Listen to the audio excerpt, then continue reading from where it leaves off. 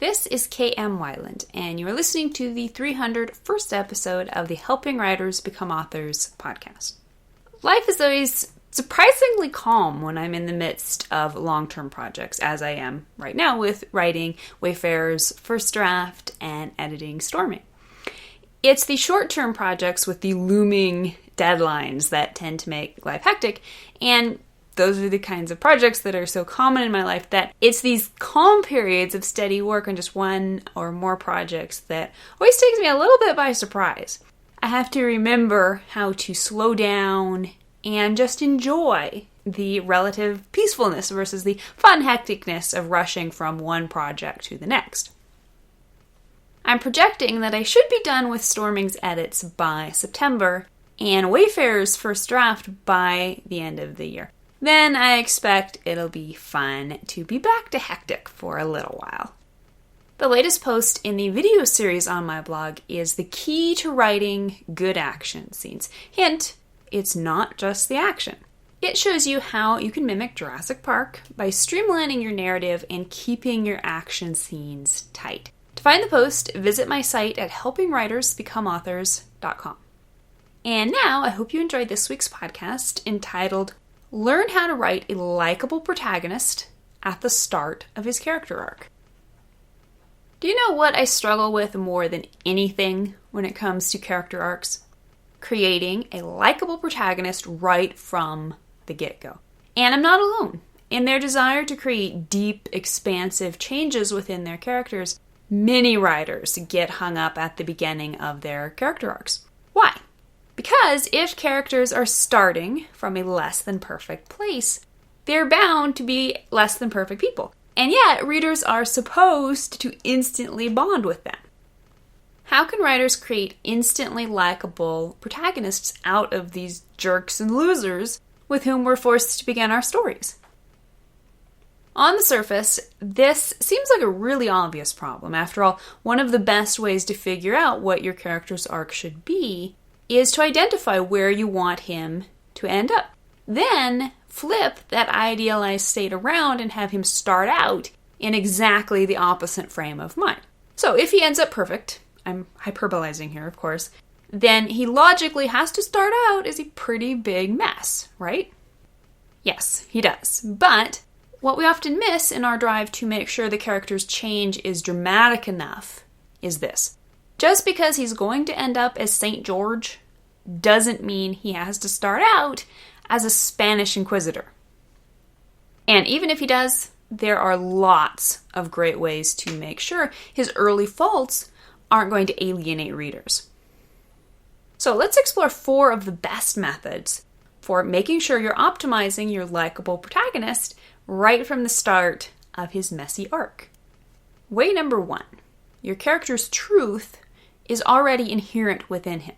Remember, the character's inner conflict, and therefore his character arc, will always result from the battle between the lie he believes, which is holding him back from the thing he needs most, and the truth, which will transform him and set him free by the end of the story. A couple weeks ago, we talked about how a character in a change arc has to begin his story with both his lie and his truth already latent within him. This means he already understands the truth on some level. He's just rejecting it and burying it so he can go out and dance the night away with his seductive lie. This is great news for authors who are trying to balance out their characters' lies and keep them attractive to readers. Why? Because it means that even in this opening lie-ridden state, you still get to show glimmers of the truth hiding under your character's surface. You get to show readers the potential your protagonist has for embracing that truth. For example, in Brandon Sanderson's fantasy Words of Radiance, protagonist Kaladin is a taciturn, embittered, angry young man who makes lots and lots and lots of bad choices. But his capacity for embracing the truth, of acting with honor, even in the face of others' dishonor, is never in doubt from the very beginning. He demonstrates this in many small ways in his treatment of his friends, even though he has yet to grow into the ability to treat those he dislikes without prejudice. Way number 2. your character's lie is relatable to readers.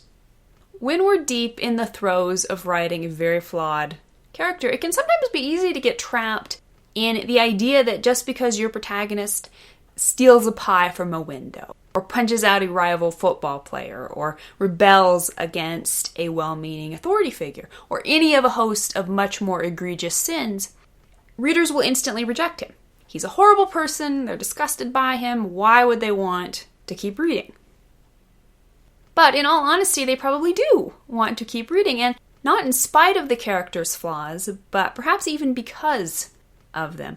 Sometimes this might be due to simple fascination in the character's bad behavior and downward spiral, but often readers will end up loving the character all the more for his slip-ups, and be all the more interested in reading on to discover how he handles the consequences. Humans have an infinite capacity to relate to imperfection. We've all messed up. We've all lied. We've all behaved with insensitivity toward those we love. We've all bent or even broken the rules when no one was looking. Why? Because we've been immersed in and driven by our own lies and our own less than angelic but no less primal and desperate motivations. If you can establish a compelling reason for your character's bad behavior or attitudes, readers will understand. Even better, if you can show why the character believes in this reason, they'll empathize. They know the character is only going to improve from here, and they're rooting for him. For example, in Gavin O'Connor's Warrior, the estranged brother Tommy behaves hatefully toward his father and brother. He refuses to reconcile, choosing instead to simply use his father while rejecting his brother's attempts at a reunion. He is a walking bundle of violence and venom. But he never alienates audiences because we completely understand how wounded he has been both by his family and his experiences in the army. Furthermore, we empathize with and cheer for his goal of winning the Sparta tournament, even at the cost of his brother, in order to provide for his dead war buddy's family. Way number 3. Your character's lie doesn't make him unlikable. Just because your character is going to turn into a better person by the end of the story doesn't mean he has to be a jerk at the beginning of the story. Not all arcs need to be that deep, and even some deep arcs can still feature lies that don't risk making the protagonist inherently bad or wrong in the beginning of the story. Your character may be dealing with a relatively small lie, in which his enslavement to it is humorous, and therefore all the more endearing. Or he may be brilliant in all other aspects of his life, to the point that the scales are deeply tipped in his favor right from the start. He may be believing in and doing completely the wrong thing, but his personal charm is such that readers forgive him. Happens all the time in real life, right? In short, lie-ridden is in no way antonymic to likable. In fact, downright evil isn't always at odds with likability. If you're worried your character's lie is making him an unlikable protagonist, then the answer may be simply that the protagonist does indeed need to be more likable on his own personal merits. For example, one of romantic suspense author Kristen Heitzman's most enduringly likable characters is high-powered businessman Morgan Spencer. He starts out as a womanizing alcoholic, but he is also so blatantly intelligent, charismatic, and good-hearted that he's deeply and instantly likable despite his equally larger-than-life problems. Way number 4. Your character's main focus is on his goal instead of his lie. Finally, one of the best ways to keep readers from being distanced by a character's unsavory lie is to apply a little misdirection. Establish the lie, but don't dwell on it. Not only is this good storytelling magic, it's also a perfectly good reflection of real-life logic. Very few of us dwell on our lies. There's usually a part of us that recognizes the lies are wrong, but they're comfortable and we don't want to look at them too closely or they'll implode. So what do we do instead? We focus on the goal that has been inspired by that lie. In my work in progress, Wayfarer, my protagonist's lie is that self-worth and the respect of others is directly related to how much wealth and renown someone has. This isn't a very attractive lie. It means the character subconsciously disdains the hardworking farming village and the plain but honorable blacksmith who raised him, as being unworthy of respect. It means he has to spend part of the story currying favor with all the wrong people and chasing after all the wrong things. I was concerned for a while that the lie would make him unlikable in the crucial beginning chapters, but then I realized his focus isn't on the lie. Instead, he's focused on a physical goal. In this instance, a young noblewoman with whom he's fallen head over heels in love. So with the foreground focus on his romantic misadventures, among other things, the unattractive lie can slow boil in the background of readers' awareness without their needing to be beaten over the head with it. For example, in Pixar's Cars, race car Lightning McQueen's lie tells him he works best on his own, solo mio. This causes him to treat others poorly, but we keep watching anyway because his focus is on his goal, not his lie. All he wants to do is get to California and compete in the biggest race of his life. In the goal itself, he is completely justified and relatable, and we pull for him in spite of his lie-driven attitude problem.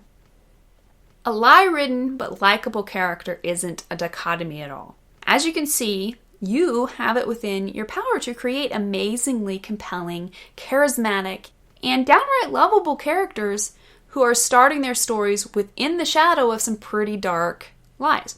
Don't think for 1 minute that readers will reject less than perfect characters. They will always embrace the beauty and oddity of imperfection, especially if you help them along with one or more of these nifty techniques. Thank you for listening to the Wordplay Podcast. To read a transcript of this episode, you can visit my website at helpingwritersbecomeauthors.com. And be sure to check back again next week.